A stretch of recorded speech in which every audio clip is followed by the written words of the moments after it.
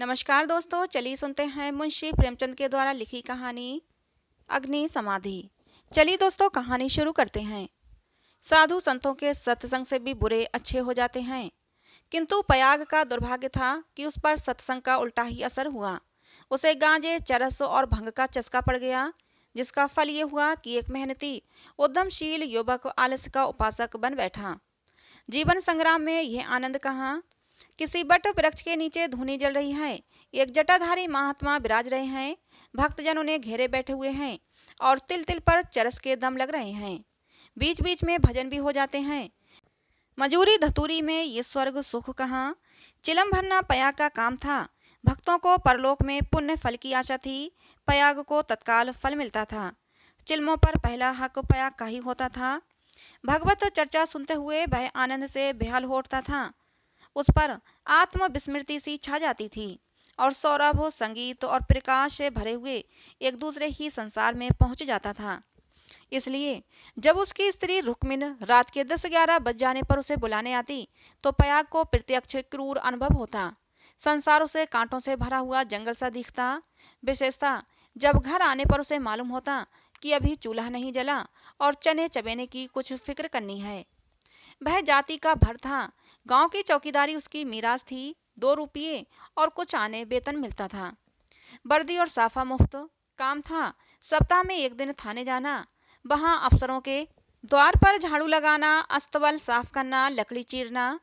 पयाग रक्त के घूंट पी पी कर ये काम करता, क्योंकि अवज्ञा शारीरिक और आर्थिक दोनों ही दृष्टि से महंगी पड़ती थी। आंसू यूं पूछते थे कि चौकीदारी में यदि कोई काम था तो इतना ही, और महीने में 4 दिन के लिए 2 रुपये और कुछ आने कम न थे। फिर गांव में भी अगर बड़े आदमियों पर नहीं तो नीचों पर रौब था। वेतन पेंशन थी, और जब से महात्माओं का संपर्क हुआ वह पयाग के जेब खर्च की मद में आ गई। अतएव जीविका का प्रश्न दिनों दिन चिंता का विषय बन गया।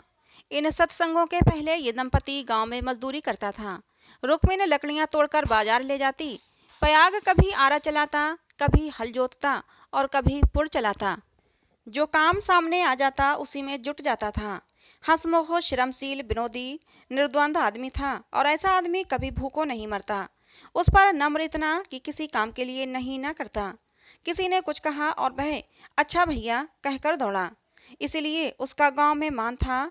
इसी की बदौलत निरुद्धम होने पर भी 2-3 साल से अधिक कष्ट न हुआ। परंतु धीरे धीरे ये समस्या दिन ब दिन विषमतर होती जाती थी। उस पर विपत्ति ये थी कि रुक्मिन भी अब किसी कारण से उसकी पति परायण उतनी सेवाशील और ना ही उतनी तत्पर थी। अतएव पयाग को किसी ऐसी सिद्धि की आवश्यकता थी जो उसे जीविका की चिंता से मुक्त कर दे और वह निश्चिंत होकर भगवत भजन और साधु सेवा में प्रवृत्त हो जाए। एक दिन रुक्मिन बाजार में लकड़ियां बेचकर लौटी तो पयाग ने कहा, ला कुछ पैसे मुझे दे दे तो दम लगा आऊं। रुक्मिन ने मुंह फेरकर कहा, दम लगाने की ऐसी चाट है तो काम क्यों नहीं करते? क्या आजकल कोई बाबा नहीं, जाकर चिलम भरो। पयाग ने त्योरी चढ़ाकर कहा, भला चाहती है तो पैसे दे दे, नहीं तो इस तरह तंग करेगी तो एक दिन कहीं चला जाऊंगा, तब रोएगी। रुक्मिन अंगूठा दिखाकर बोली, रोए मेरी भला, तुम रहते ही हो तो कौन सोने का कौर खिला देते हो। अब भी छाती फाड़ती हूँ, तब भी छाती फाड़ूंगी। तो अब तेरा यही फैसला है? हाँ हाँ, कह तो दिया, मेरे पास पैसे नहीं। गहने बनवाने के लिए तेरे पास पैसे हैं, और मैं 4 पैसे मांगता हूँ तो तू ऐसा जवाब देती है। रुक्मिन तिनक कर बोली, गहने बनवाती हूँ तो तुम्हारी छाती क्यों फटती है? तुमने तो पीतल का छल्ला भी नहीं बनवाया, ये अब तुमसे इतना भी नहीं देखा जाता। पयाग उस दिन घर नहीं आया। रात के 9 बज गए। तब रुक्मिन ने किवाड़ बंद कर लिए। समझी कि गांव में कहीं छिपा बैठा होगा, समझता होगा मुझे मनाने आएगी, लेकिन मेरी बला जाती है। जब दूसरे दिन भी पयाग न आया तो रुक्मिन को चिंता हुई। गांव भर छान आई, चिड़िया किसी भी डाल पर न मिली। उस दिन उसने रसोई नहीं बनाई। रात को लेटी तो बहुत देर तक आंख न लगी। शंका हो रही थी कि पयाग सचमुच तो विरक्त नहीं हो गया। उसने सोचा, प्रातःकाल पत्ता पत्ता छान डालूंगी, किसी साधु संत के साथ होगा, जाकर थाने में रपट कर दूंगी। अभी तड़का ही हुआ था कि रुक्मिन थाने में चलने को तैयार हो गई। किवाड़ बंद करके निकली ही थी कि पयाग आता हुआ दिखाई दिया। पर वह अकेला न था, उसके पीछे पीछे एक स्त्री भी थी। उसकी छींट की साड़ी, रंगी हुई चादर, लंबा घूंघट और शर्मीली चाल देखकर रुक्मिन का कलेजा धक से रह गया। एक क्षण वह हतबुद्धि सी खड़ी रही, तब बढ़कर नई सौत को दोनों हाथों के बीच में ले लिया और उसे इस भांति धीरे धीरे घर के अंदर ले गई जैसे कोई रोगी जीवन से निराश होकर विष पान कर रहा हो। जब पड़ोसियों की भीड़ छट गई तो रुक्मिन ने पयाग से पूछा, इसे कहाँ से लाए? पयाग ने हंसकर कहा, घर से भागी जाती थी, मुझे रास्ते में मिल गई। घर का काम धंधा करेगी और पड़ी रहेगी। मालूम होता है मुझसे तुम्हारा जी भर गया, रुक्मिन बोली। पयाग ने तिरछी चितवनों से देखकर कहा, धत पगली, इसे तेरी सेवा टहल करने के लिए लाया हूँ। रुक्मिन ने पराग की बात सुनकर बोली, नई के आगे पुरानी को कौन पूछता है? चल, मन जिससे मिले वही नई है, मन जिससे न मिले वही पुरानी। ला कुछ पैसा तो दे, 3 दिन से दम नहीं लगाया, पैर सीधे नहीं पड़ते। हाँ देख, 2-4 दिन इस बेचारी को खिला पिला दे, फिर तो आप ही आप काम पर लग जाएगी। रुक्मिन ने पूरा रुपया लाकर पयाग के हाथ पर रख दिया। दूसरी बार कहने की जरूरत भी न पड़ी। पयाग में चाहे और कोई गुण हो या न हो, यह मानना पड़ेगा कि वह शासन के मूल सिद्धांतों से परिचित था। उसने भेद नीति को अपना लक्ष्य बना लिया था। 1 मास तक किसी प्रकार की विघ्न बाधा न पड़ी। रुक्मिन अपनी सारी चौकड़ियाँ भूल गई थी। बड़े तड़के उठती, कभी लकड़ियाँ तोड़कर, कभी चारा काटकर और कभी उपले पाथ कर बाजार ले जाती। वहाँ जो कुछ मिलता उसका आधा तो पयाग के हत्थे चढ़ा देती, आधे में घर का काम चलता। वह सौत को कोई काम न करने देती। पड़ोसियों से कहती, बहन सौत है तो क्या हुआ, है तो नई बहुरिया, 2-4 महीने भी आराम से न रहेगी तो क्या याद करेगी, मैं तो काम करने के लिए हूँ ही। गांव भर में रुक्मिन के शील स्वभाव का बखान होता था, पर सत्संगी घाघ पयाग सब कुछ समझता था और अपनी नीति की सफलता पर प्रसन्न होता था। एक दिन बहू ने कहा, दीदी अब तो घर में बैठे बैठे जी उबता है, मुझे भी कोई काम दिला दो। रुक्मिन ने स्नेह संचित स्वर में कहा, क्या मेरे मुंह में कालिख पुतवाने पर लगी है? भीतर का काम किए जा, बाहर के लिए मैं हूँ। बहू का नाम कौशल्या था, जो बिगड़कर सिलिया हो गया था। इस वक्त सिलिया ने कुछ जवाब न दिया, लेकिन वह लौंडियों की दशा अब उसके लिए असहाय हो गई थी। वह दिन भर घर का काम करते करते मरे, कोई नहीं पूछता। रुक्मिन बाहर से 4 पैसे लाती है तो घर की मालकिन बनी है। अब सिलिया भी मजूरी करेगी और मालकिन का घमंड तोड़ देगी। पयाग को पैसों से प्यार है, ये बात उससे अब छिपी न थी। जब रुक्मिन चारा लेकर बाजार चली गई तो उसने घर का दरवाजा लगाया और गांव का रंग ढंग देखने के लिए निकल पड़ी। गांव में ब्राह्मण, ठाकुर, कायस्थ, बनिए सभी थे। सिलिया ने शील और संकोच का कुछ ऐसा स्वांग रचा कि सभी स्त्रियां उस पर मुग्ध हो गईं। किसी ने चावल दिया, किसी ने दाल, किसी ने कुछ। नई बहू की आवभगत कौन न करता। पहले ही दौरे में सिलिया को मालूम हो गया कि गांव में पिसनहारी का स्थान खाली है और वह इस कमी को पूरा कर सकती है। वह यहाँ से घर लौटी तो उसके सिर पर गेहूं से भरी हुई एक टोकरी थी। पयाग ने पहर रात ही से चक्की की आवाज़ सुनी तो रुक्मिन से बोला, आज तो सिलिया अभी से पीसने लगी। रुक्मिन बाजार से आटा लाई थी। अनाज और आटे के भाव में कोई विशेष अंतर न था, इसलिए वो आटा ही लाती थी। उसे आश्चर्य हुआ कि सिलिया इतने सवेरे क्या पीस रही है। उठकर कोठरी में आई तो देखा कि सिलिया अंधेरे में बैठी कुछ पीस रही है। उसने जाकर उसका हाथ पकड़ लिया और टोकरी को उठाकर बोली, तुझसे किसने कहा पीसने को? किसका अनाज पीस रही है? सिलिया ने निशंक होकर कहा, तुम जाकर आराम से सोती क्यों नहीं? मैं पीसती हूँ तो तुम्हारा क्या बिगड़ता है?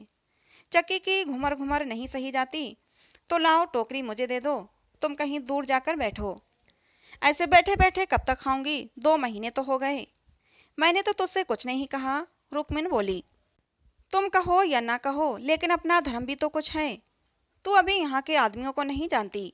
आटा तो पिसाते सबको अच्छा लगता है, पैसे देते रोते हैं। किसका गेहूं है बता, मैं सवेरे उसके सिर पर पटक आऊंगी। सिलिया ने रुक्मिन के हाथ से टोकरी छीन ली और बोली, पैसे क्यों ना देंगे? कुछ वो बेगार करती हूँ क्या? तू न मानेगी, रुक्मिन बोली। तुम्हारी लौंडी बनकर ना रहूंगी। ये तकरार सुनकर पयाग भी आ पहुंचा और रुक्मिन से बोला, काम करती है तो करने क्यों नहीं देती? अब क्या जन्म भर बोहरिया ही बनी रहेगी? हो तो गए 2 महीने। पयाग की बात सुनकर रुक्मिन बोली, तुम क्या जानो, नाक तो मेरी कटेगी। सिलिया बीच में ही बोल उठी, तो क्या कोई बैठे खिलाता है? चौका बर्तन, झाड़ू, बुहारी, रोटी पानी, पीसना कूटना, ये सब कौन करता है? पानी खींचते खींचते मेरे हाथों में गट्टे पड़ गए, मुझसे अब सारा काम ना होगा। पयाग ने कहा, तो तू ही बाजार जाया कर, घर का काम रहने दे, रुक्मिन कर लेगी। रुक्मिन ने आपत्ति की, ऐसी बात मुंह से निकालते लाज नहीं आती। 3 दिन की बहुरिया बाजार में घूमेगी तो संसार क्या कहेगा। सिलिया ने आग्रह करके कहा, संसार क्या कहेगा, क्या कोई ऐब करने जाती हूँ। सिलिया की तो जैसे डिग्री हो गई, आधिपत्य तो रुक्मिन के हाथ से निकल गया। सिलिया की अमलदारी हो गई, जवान औरत थी। गेहूं पीस कर उठी तो औरों के साथ घास छीलने चली गई, और इतनी घास छिली कि सब दंग रह गईं। गट्ठा उठाए न उठता था। जिन पुरुषों को घास छीलने का बड़ा अभ्यास था, उनसे भी उसने बाजी मार ली। ये गट्ठा 12 आने का बिका। सिलिया ने आटा, चावल, दाल, तेल, नमक, तरकारी, मसाला सब कुछ लिया और 4 आने बचा भी लिए। रुक्मिन ने समझ रखा था कि सिलिया बाजार में 2-4 आने पैसे लेकर लौटेगी तो उसे डांटूंगी और दूसरे दिन से फिर बाजार जाने लगूंगी, फिर मेरा राज्य दोबारा हो जाएगा। पर यह सामान देखा तो उसकी आंखें खुल गईं। पयाग खाने बैठा तो मसालेदार तरकारी का बखान करने लगा। महीनों से ऐसी स्वादिष्ट वस्तु मैसर न हुई थी। बहुत प्रसन्न हुआ। भोजन करके वह बाहर जाने लगा तो सिलिया बरोठे में खड़ी मिल गई। बोला, आज कितने पैसे मिले? 12 आने मिले थे, सब खर्च कर डाले, कुछ बचे हों तो मुझे दे दे। सिलिया ने बचे हुए 4 पैसे उसके हाथ में रख दिए। पयाग पैसे खनखनाता हुआ बोला, तूने तो आज माला माल कर दिया सिलिया, रुक्मिन तो 2-4 पैसों में ही टाल देती थी।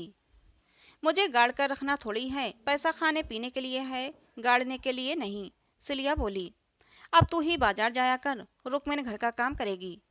रुक्मिन और सिलिया में संग्राम छिड़ गया। सिलिया पयाग पर अपना आधिपत्य जमाए रखने के लिए जान तोड़कर परिश्रम करती। पहर रात से ही उसकी चक्की की आवाजें कानों में आने लगती।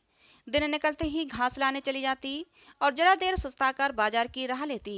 वहां से लौटकर भी वह बेकार न बैठती, कभी सन काटती, कभी लकड़ियां तोड़ती।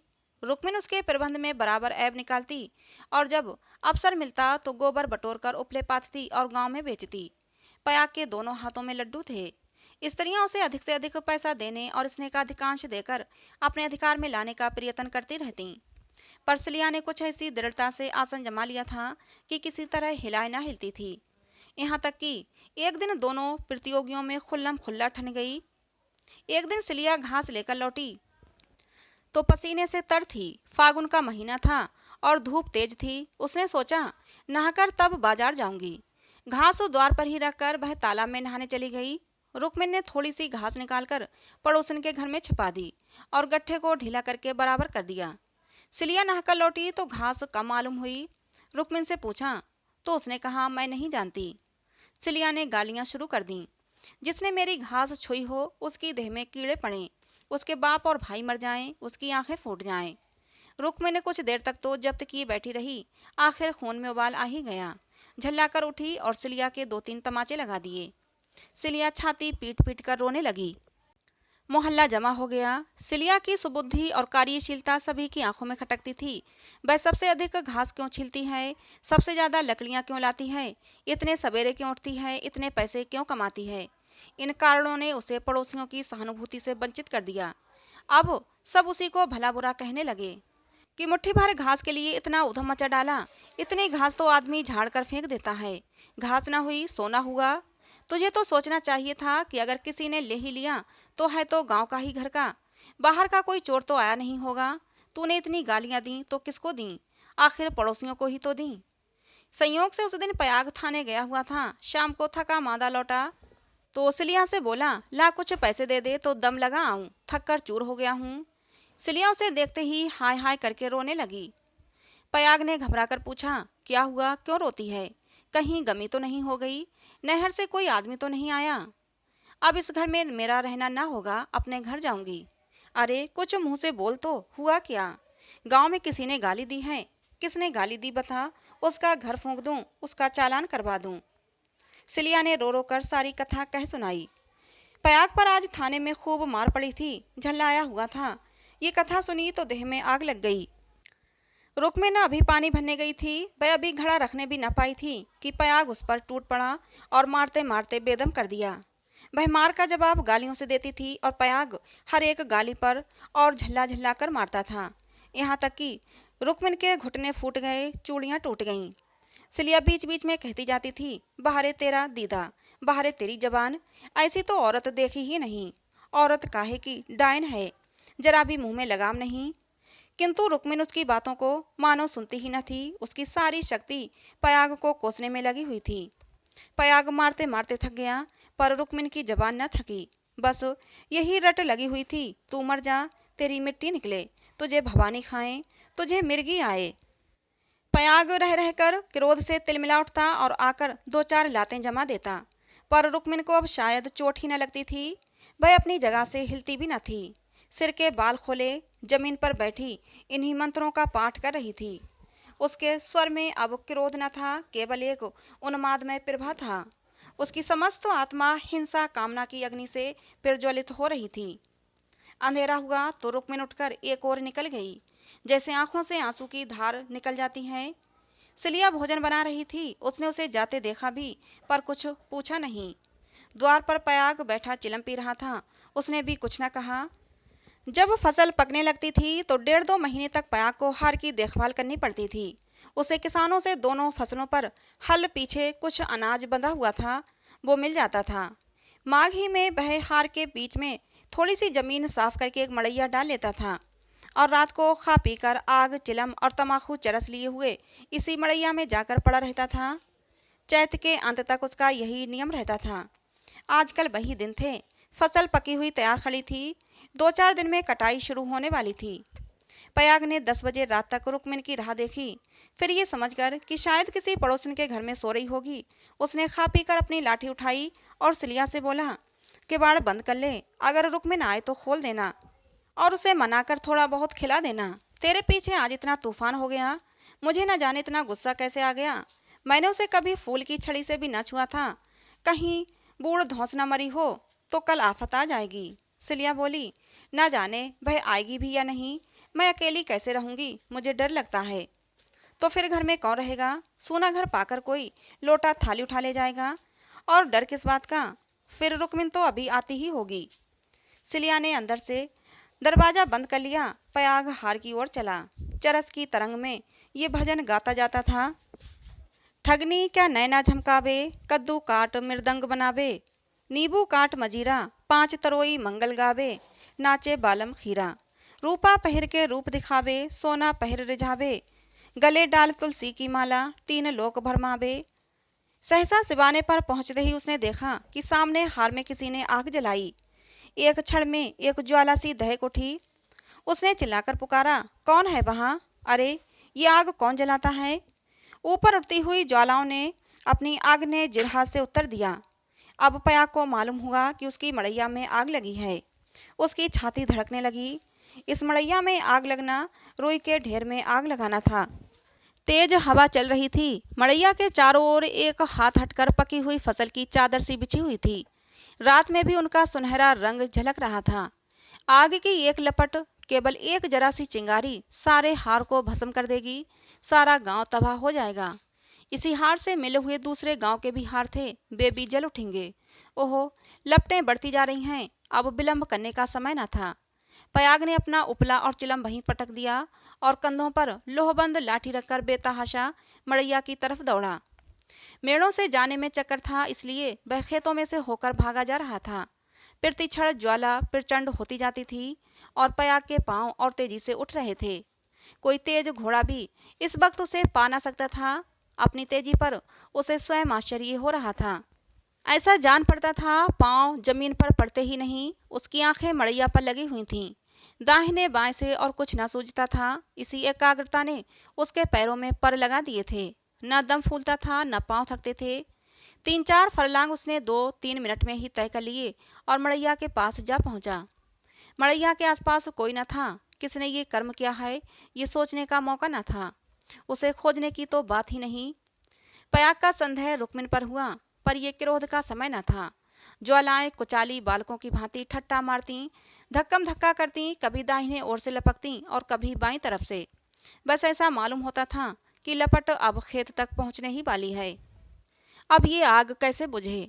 लाठी से पीटकर बुझाने का मौका न था। ये तो निरी मूर्खता होगी। फिर अब क्या किया जाए?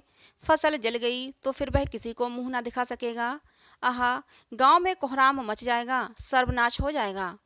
उसने ज्यादा नहीं सोचा, गवारों को सोचना नहीं आता। पयाग ने लाठी संभाली, जोर से एक छलांग मारकर आग के अंदर मड़ैया के द्वार पर जा पहुंचा। जलती हुई मड़ैया को अपनी लाठी पर उठाया और उसे सिर पर लिए सबसे चौड़ी मेड़ पर गांव की तरफ भागा। ऐसा जान पड़ा मानो कोई अग्नि यान हवा में उड़ता चला आ रहा हो। फूस की जलती हुई धज्जियां उसके ऊपर गिर रही थीं, पर उसे इसका ज्ञान तक न था। एक बार एक मूठा अलग होकर उसके हाथ पर गिर पड़ा। सारा हाथ भुन गया, पर उसके पांव पल भर भी न रुके। हाथों में जरा भी हिचक न हुई। हाथों का हिलना खेती का तबाह होना था। पयाग की ओर से अब कोई शंका न थी। अगर भय था तो यही कि मड़ैया का भय केंद्र, जहां पर लाठी का कुंदा डालकर पयाग ने उसे उठाया था, न जल जाए, क्योंकि छेद के फैलते ही मड़ैया उसके ऊपर आ गिरेगी और अग्नि समाधि में मग्न कर देगी। पयाग ये जानता था और हवा की चाल से उड़ा जाता था। 4 फर्लांग की दौड़ है। मृत्यु अग्नि का रूप धारण किए हुए पयाग के सर पर खेल रही है और साथ में गांव की फसल पर भी। उसकी दौड़ में इतना वेग है कि ज्वालाओं का मुंह पीछे को फिर गया है और उसकी दाहक शक्ति का अधिकांश वायु से लड़ने में लग रहा है। नहीं तो अब तक बीच में ही आग पहुंच गई होती और हाहाकार मच गया होता। एक फर्लांग तो वह निकल गया। पयाग की हिम्मत ने हार अभी तक न मानी थी, वह दूसरा फर्लांग भी पूरा हो गया। देखना पयाग, 2 फर्लांग की और कसर है, पांव जरा भी सुस्त ना हो।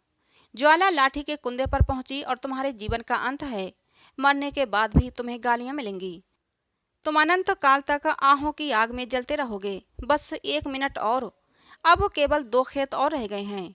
लेकिन सर्वनाश, लाठी का कुंदा निकल गया। मड़ैया नीचे खिसक रही है। अब कोई आशा नहीं।